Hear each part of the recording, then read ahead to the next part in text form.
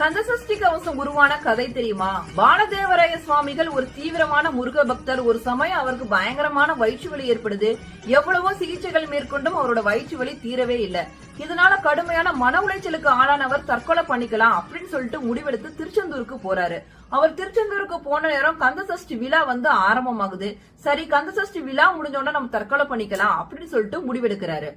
முருகப்பெருமான வேண்டி சஷ்டி விரதம் இருக்க ஆரம்பிக்கிறாரு. முதல் நாள் திருச்செந்தூர் கடலை நீராடி முருகப்பெருமான வழிபட்டுட்டு அங்க இருக்க மண்டபத்துல தியானத்துல அமர்றாரு.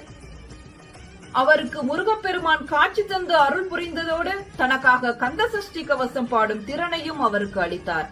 அடுத்த நிமிடமே பாலதேவராய சுவாமிகளின் மனதில் பக்தி வெள்ளமானது பிரவாகம் எடுத்து ஓடியது.